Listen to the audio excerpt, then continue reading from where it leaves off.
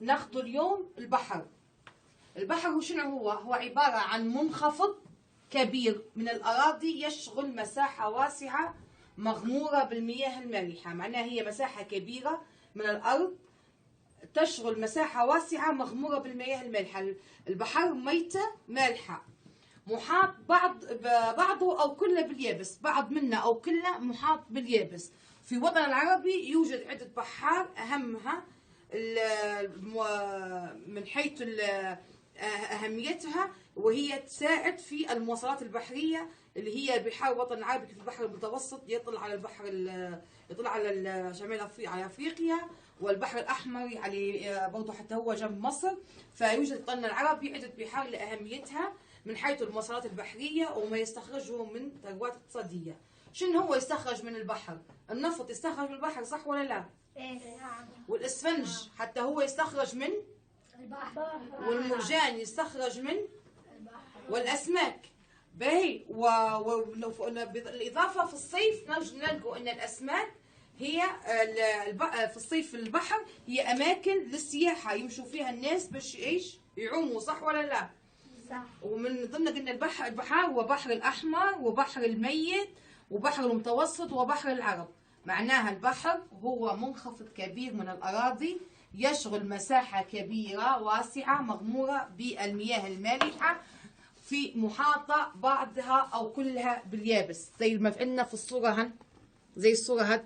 والبحر قلنا نحن زي البحر المتوسط والبحر الأحمر والبحر الميت هو يسهل المواصلات وهو في دخل يستخرج منه النفط ونستخرج منه الاسفنج ونستخرج منه المرجان والاسماك، وبالاضافه الى هو وسيله للمواصلات بين الدول، نستخدم المواصلات بين الدول. هذا بالنسبه للبحر.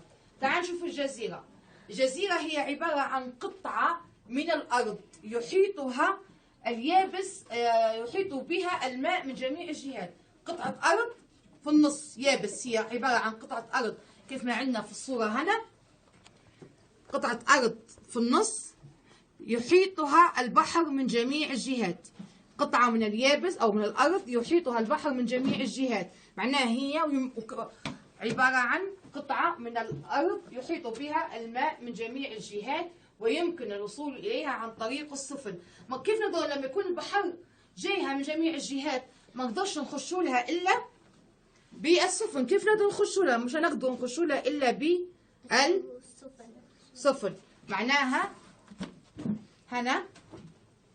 هنا قطعة من الأرض يحيط بها الماء من جميع الجهات ولا يمكن الوصول إليها إلا عن طريق شو نقدر نوصل عليه؟ عن طريق ايش؟ السفن. هذه تسمى ايش؟ الجزيرة.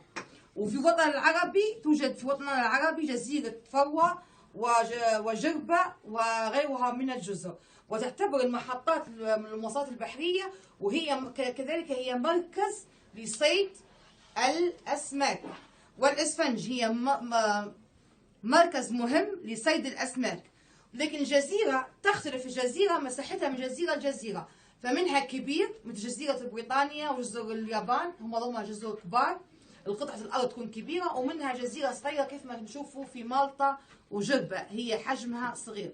معناها جزيرة تختلف في حجمها من مكان لمكان، تكون كبيرة نفس بريطانيا واليابان أو تكون حجمها صغير كيف مالطا. باهي. هذه بالنسبة للجزيرة. تعال نشوف الخليج. شنو هو الخليج؟ الخليج كيف ما عندنا نحن خليج سرت في ليبيا، نشوف الصورة قبل. هذا هو خليج سرت في ليبيا. الخليج هو عبارة عن جزء من البحر أو المحيط، جزء من البحر أو المحيط تحيط به الأرض من 3 جهات. هو جزء من البحر. تعطيني الماركر يا صلاح. جزء هيك، هذه خليج. جزء من البحر، جزء من البحر أو المحيط تحيط به الأرض من جميع من 3 جهات، كما عندنا هكا هنا في الصورة، وعندنا خليج سرت. ومن خلجان العربية هو خليج عدن وخليج قابس وبعض المواني مهمة تخدم الملاحة في الوطن العربي وهي دولية. فهذا بالنسبة للخليج. معناها خلينا البحر هو منخفض كبير من الأراضي يشغل مساحة واسعة مغمورة بالمياه المالحة محاطة بعضها أو كلها باليابس. عندنا الجزيرة هي عبارة عن قطعة من الأرض يحيط بها الماء من جميع الجهات، وتختلف مساحتها، في منها جزر صغيرة وفي منها جزر كبيرة. الخليج كيف ما في الصورة هنا عندنا خليج سرت، هو جزء من البحر أو المحيط تحيط به الأرض من 3 جهات. توا ناخذ الشاطئ. الشاطئ هو الشريط من الأراضي يمتد ملاصقا لمياه البحر، هو الشريط من الأراضي يمتد ملاصقا لمياه البحر، وعندنا شواطئ صخرية اللي هي يغمرها صخور، ورملية، وشواطئ حصرية. ونشوفوا الصورة هنا بالشواطئ كيف ما هو هنا عندنا في الصورة، معناها الشواطئ هو الشريط الممتد من ملاصقة لمياه البحر أو الخليج، وهو يكون أما صخري أو رملي أو حصرية وتغمره المياه في حالة المد العالي. وبالنسبة لليبيا هنا في عندنا عدة شواطئ رملية وجيد تجذب السياح أثناء فصل الصيف، اللي هي كيف ما عندنا هنا في الصورة. الشواطئ الليبية هي من الشواطئ الرملية التي تجذب السياح، فعلينا أن نحافظ على نظافتها حتى تقعد منظرها جميل ونظيف وغير ملوث. معناها الشاطئ هو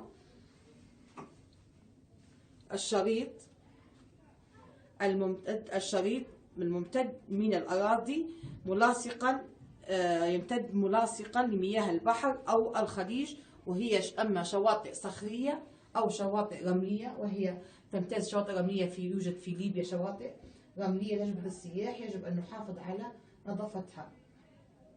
الحاجة الثانية ناخذوها اليوم المضيق. المضيق شنو هو المضيق؟ كيف عندنا هنا في الصورة هذا المضيق هو عبارة عن صورة أوضح لك هنا. المضيق هو المساحة الضيقة من الماء تفصل بين مساحتين كبيرتين من اليابس وتصل بين مساحتين من الماء. عندنا كيف هنا هي عبارة عن مساحة ضيقة جدا، كيف ما في الصورة هنا مساحة ضيقة جدا تفصل بين مساحتين كبيرتين من اليابس أو كبيرتين من الماء.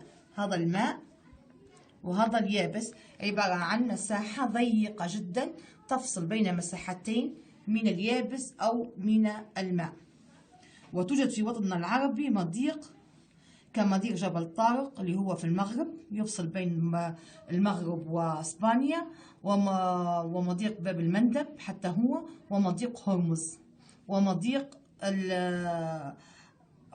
السويس ومضيق السويس. وهذه المضايق جعلت الوطن العربي يتمتع بموقع مهم في مناطق السلم والحرب. هذه ساعدت الوطن العربي في السلم وفي الحرب.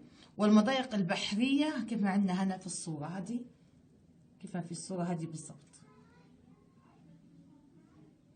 هذا بالنسبة للمضيق هو عبارة عن كيف ما عندنا في الصورة، هو عبارة عن مساحة ضيقة من الماء تفصل بين مساحتين كبيرتين من اليابس وتصل بين مساحتين من الماء في الوطن العربي، كيف مضيق جبل طارق أو مضيق هرمز أو مضيق السويس وباب المندب. فخذينا الشاطئ وخذينا المضيق في الحصة هذه.